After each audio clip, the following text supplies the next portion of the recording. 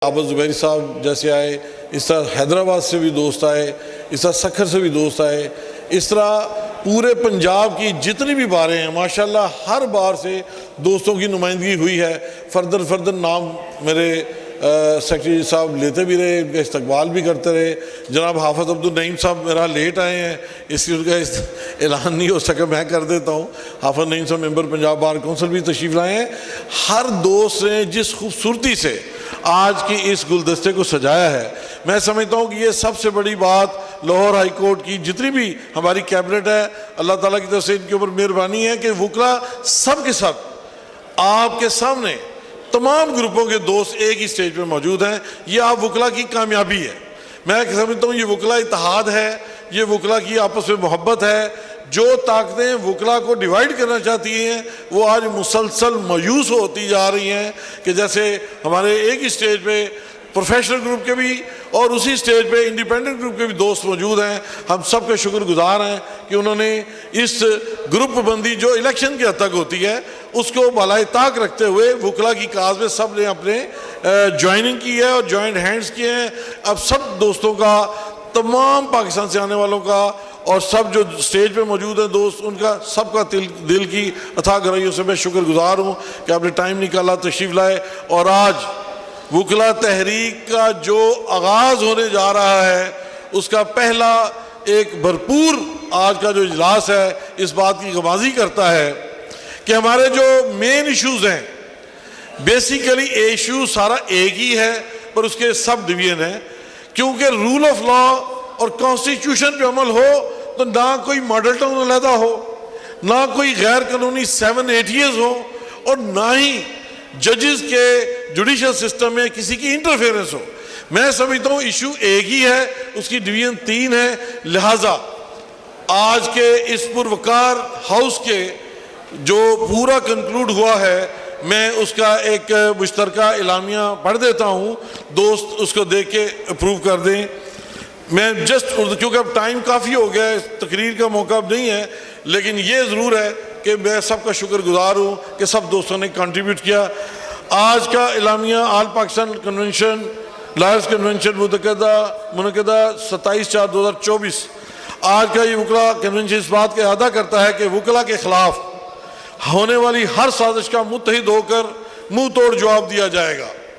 जिस तरह रियासती हथकंडे इस्तेमाल करके वकला के खिलाफ गैर आइनी और गैर कानूनी मुकदमा दर्ज किए जा रहे हैं, जिसमें दहशत गर्दी की दफात शामिल करके ये साबित करने की कोशिश की जा रही है कि जैसे वकला किसी दहशत गर्द गिरोह से ताल्लुक़ रखते हैं। ये तमाम वो 6 हथकंडे वकला को दीवार से लगाने की बदतरीन साजिश है।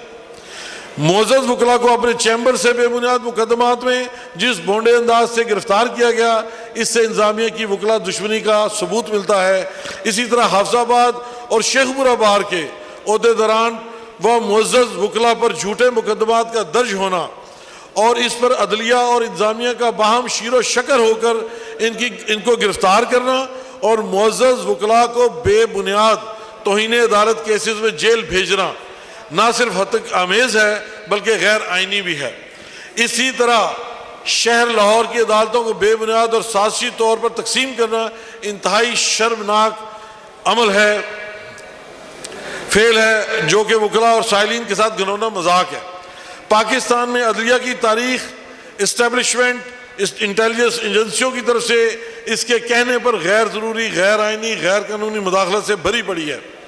इस्लामाबाद हाई कोर्ट के 6 बाशऊर जजों ने इंटेलिजेंस एजेंसियों की तरफ से अदालती उमूर में मुदाखलत, हरासा करने, धमकियों को बेनकाब करने में गैर मामूली जुर्रत का मुजाहरा किया है।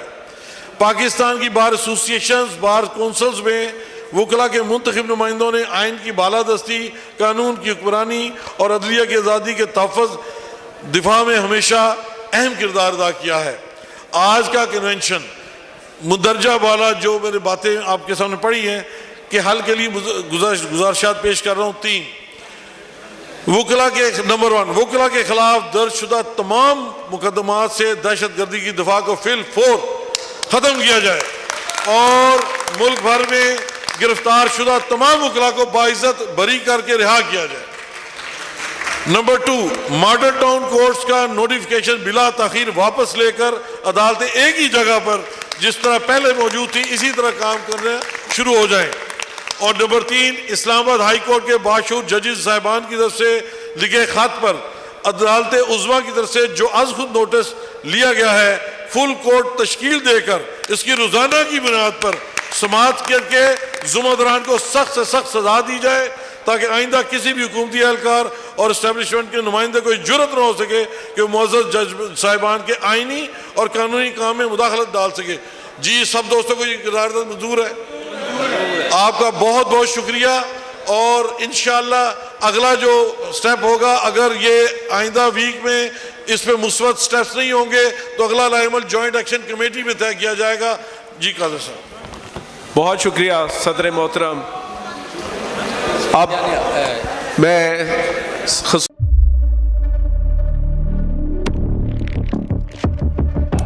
कुदरत की तख्लीक में कोई कमी नहीं, बस देखने वाली नजर चाहिए। कुदरत के बनाए इस निजाम में कौन है फसादी और कौन कर रहा है हक की मनादी? Absolutely not. कुदरत की सब पर नजर है,